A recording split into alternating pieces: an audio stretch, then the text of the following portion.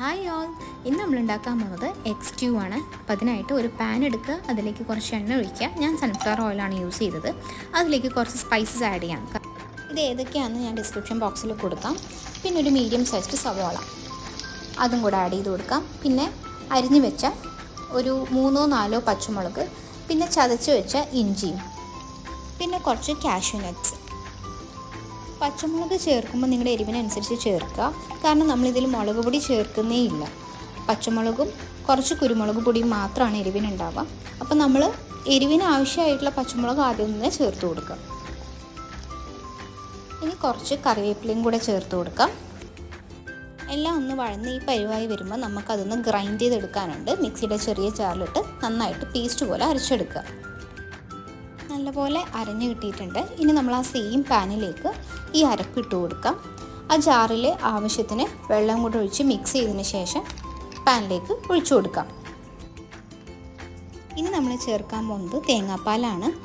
1/2 cup തേങ്ങാപ്പാൽ. അധികം കട്ടിയൊന്നും വേണ്ട കേട്ടോ.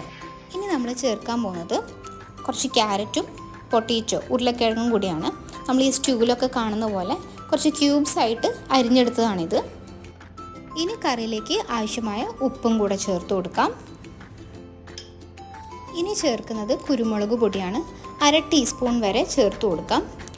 പിന്നെ കുറച്ച് ഗരം മസാല 2-3 നുള്ള്, അത്രയും മതി. ഇനി എല്ലാം ഒന്ന് നന്നായിട്ട് മിക്സ് ചെയ്ത് നമ്മൾ അടച്ചു വെച്ച് ക്യാരറ്റും ഉരുളക്കിഴങ്ങും വേവുന്ന അത്രയും സമയം വരെ അടച്ചു വെക്കുക. ഇടയ്ക്കൊന്ന് ഇളക്കി കൊടുക്കാൻ മറക്കരുത്. ലോ ടു മീഡിയം ഫ്ലെയിമിലാണ് വെക്കേണ്ടത്. ഒന്ന് വെന്ത് കിട്ടാൻ 15 മുതൽ 20 മിനിറ്റ് വരെ എനിക്ക് ആവശ്യം വന്നിട്ടുണ്ട്. ഇനി നമ്മൾ വേവിച്ച് വെച്ച മുട്ട അതിലേക്ക് ചെറുതായിട്ടൊന്ന് വരഞ്ഞിട്ട് കൊടുത്തിട്ടുണ്ട് കേട്ടോ. അത് നമ്മുടെ ഈ ഗ്രേവിയിലേക്ക് ചേർത്ത് കൊടുക്കുകയാണ്. എല്ലാം ഒന്ന് മിക്സ് ചെയ്ത് കൊടുക്കാം. ഇനി നമ്മൾ വീണ്ടും 2-3 മിനിറ്റ് വരെ നമുക്കിത് അടച്ച് വെച്ച് വേവിക്കാം. മുട്ടയുടെ ടേസ്റ്റൊക്കെ ഒന്ന് ആ ഗ്രേവിയിലേക്കും കൂടെ കിട്ടാനാണ് ചെയ്യുന്നത്. നന്നായിട്ട് തിളച്ച് വന്നിട്ടുണ്ട്. ഇനി നമ്മൾ ഒരു 1/4 കപ്പ് കൂടെ തേങ്ങാപ്പാൽ, ഇത് അത്യാവശ്യം കട്ടിയിരുന്നോട്ടെ കേട്ടോ, അതും കൂടെ ഒഴിച്ച് നന്നായിട്ട് മിക്സ് ചെയ്യുക. ഇനി അധികം തിളക്കൊന്നും വേണ്ട. അതിലേക്ക് ഇത്തിരി കറിവേപ്പിലയും പിന്നെ മല്ലിയിലയും കൂടി ഇട്ട് കൊടുക്കാം. ഇനി സ്റ്റൗ ഓഫ് ചെയ്യാം, അധികം തിളപ്പിക്കേണ്ട. അങ്ങനെ എഗ് സ്റ്റ്യൂ റെഡിയാണ്. ഇത് അപ്പത്തിൻ്റെ കൂടെ ഒരു അടിപൊളി കോമ്പിനേഷനാണ്, നല്ല ടേസ്റ്റാണ്.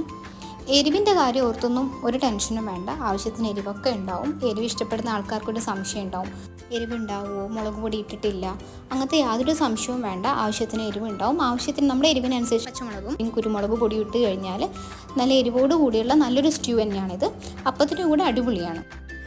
നിങ്ങൾക്ക് ഇതുപോലത്തെ ഈസി ആൻഡ് ഡെലീഷ്യസ് റെസിപ്പീസ് ഇഷ്ടപ്പെടുന്നുണ്ടെങ്കിൽ എൻ്റെ ചാനലൊന്ന് സബ്സ്ക്രൈബ് ചെയ്യാൻ കൂടെ മറക്കല്ലേ. താങ്ക്